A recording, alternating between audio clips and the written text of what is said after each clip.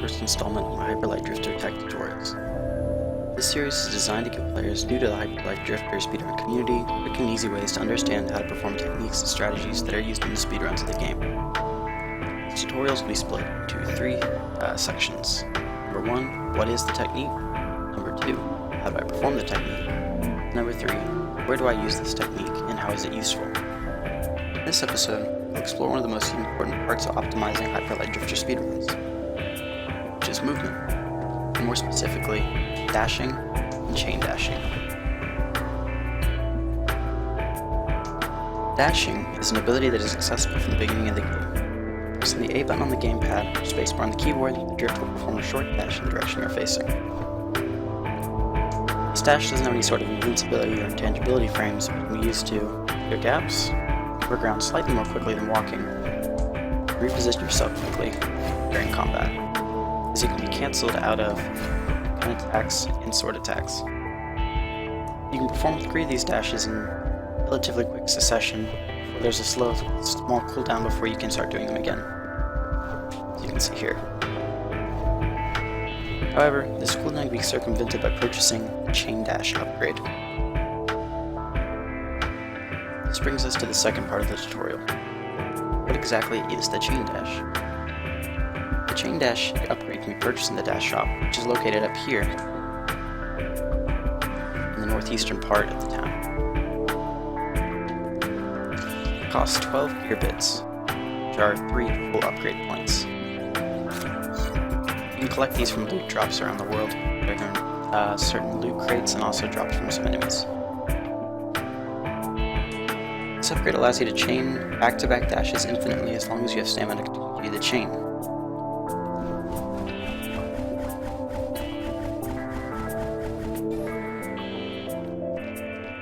After performing 3 dashes, you can bonk off a wall.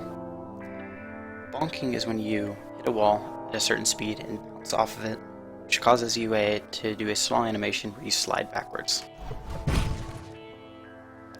Obviously, this isn't always ideal, as it kind of slows you down and stops the chain.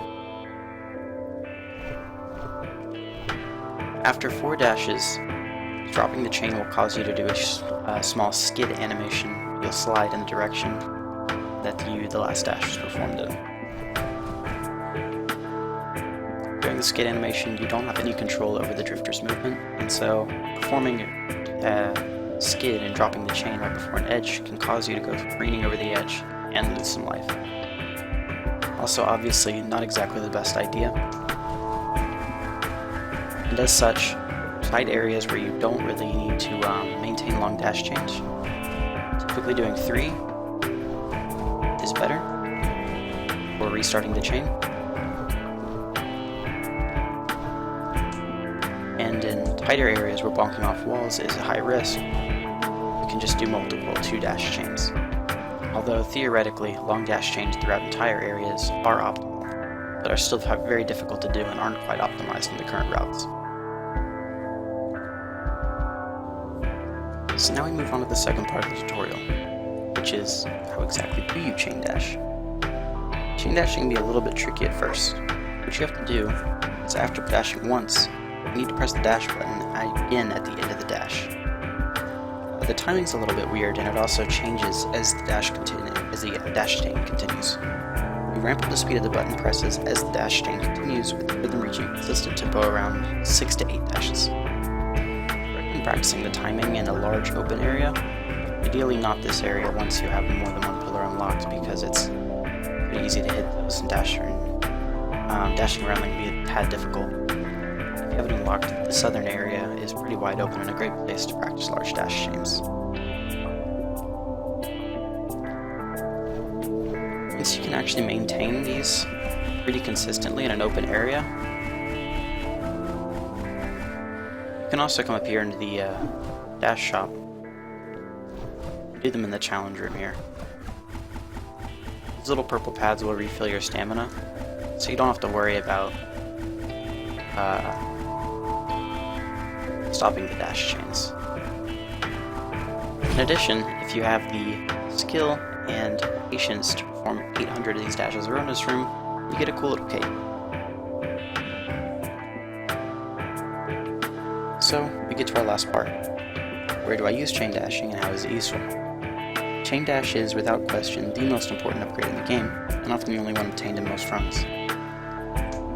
Chain dashing speeds up map movement tremendously when utilized properly, and is used for several tricks in the run, including the crystal clipping technique used in the Greybeard boss skip in the west. I have a small video up on my channel at the moment detailing execution of the skip, but I'll make a more in-depth video on the out-of-bound clips at a later time.